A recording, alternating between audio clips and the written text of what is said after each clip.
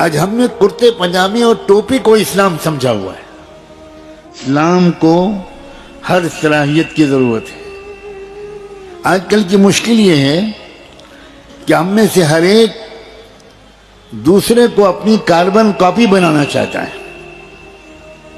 جس کا مزاج خانقاہی ہے اس کا جی چاہتا ہے کہ پوری دنیا کے لوگ نقشبندی، چشتی، سہروردی، رفاعی سب کچھ ہو جائیں۔ جس کا مزاج تبلیغی ہے وہ سڑک پر چلتے ہوئے انسان کو گھورتا ہے اور سوچتا ہے کہ کس طرح اس کو پکڑ کے پارسل باندھ کے 4 مہینے کے لیے بھیج دیا جائے، یہ کمبخت زندہ کیوں ہے؟ جس کا مزاج مدرسے کا پڑھنے پڑھانے کا ہے اسے کسی کام کو دل نہیں لگتا، وہ چاہتا ہے کہ بس پڑھنا اور پڑھانا۔ اللہ نے انسانوں کو الگ الگ مزاج دے کر بھیجا ہے، ہم کسی کو اپنی کاربن کاپی نہیں بنا سکتے۔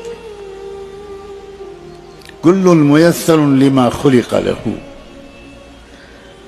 ہر انسان اللہ کے الگ تخلیقی منصوبے کے تحت پیدا ہوتا ہے، اس سے کچھ الگ کام لینا مقصود ہے۔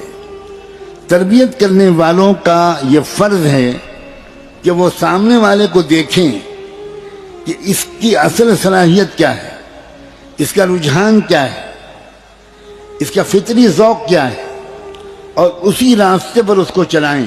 اے بھارت کے مسلمانوں، اپنے ایمان کو درست کرو، اپنے اخلاق کو درست کرو، اپنے کیریکٹر کو درست کرو، اپنی ہمتوں کو بلند کرو، اپنی تمناؤں کو پاکیزہ کرو۔ تم اپنی بچیوں کو کالج میں بھیجتے وقت کچھ نہیں سوچتے کہاں بھیج رہے؟ اتنے غافل ماں باپ کی بچیوں کا حشر کیا ہونا چاہیے؟ کیا اس کے علاوہ کچھ ہونا چاہیے جو آج ہو رہا ہے؟ کبھی تم نے بچیوں سے پوچھا کہ کالج میں ماحول کیا ہے؟ تمہیں فرصت ہی نہیں ہے پیسہ کمانے سے، تم اپنی اولاد کے سب سے بڑے دشمن ہو۔ میں ماؤں سے بھی کہہ رہا ہوں اور باپوں سے بھی کہہ رہا ہوں، کہاں امت کے سرمایہ دار؟ وہ اپنے اپنے علاقے میں مسلمانوں کے تعلیمی ادارے کیوں نہیں قائم کرتے؟ آزاد ادارے، اور آزاد ادارے قائم کرنے کی ترکیب ہم سے پوچھو۔ تم آتے ہو بوتل میں پانی دم کروانے، تم اس لیے کیوں نہیں آتے کہ اپنے علاقے کی بچیوں کو مرتد ہونے سے بچانے کے لیے ہمیں کیا کرنا چاہیے؟ کوئی سوچ سکتا تھا کہ کاندلا جیسا اکابر کا شہر سینکڑوں لڑکیاں مرتد ہو چکی ہیں؟ غفلت کی کوئی انتہا ہے؟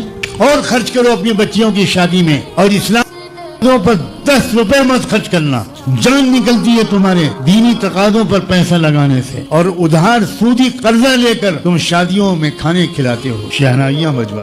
علماء کی خدمت میں احترام کے ساتھ یہ عرض کرنا چاہتا ہوں کہ اپنے نمازیوں، عام مسلمانوں کو ایک ڈنڈے سے مت ہانکیے۔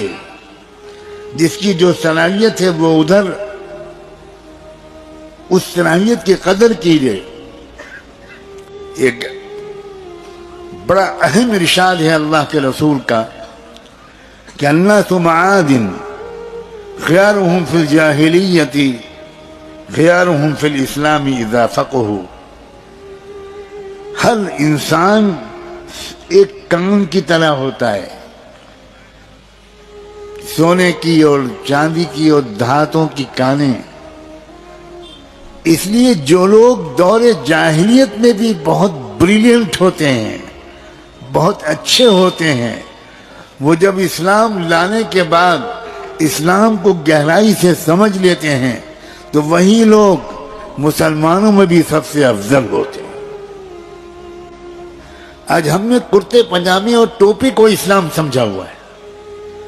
وہ کردار کی خوبیاں، وفا، خلوص، مستقل مزاجی، حوصلہ مندی، بہادری، جرأت مندی، یہ ہے اسلام۔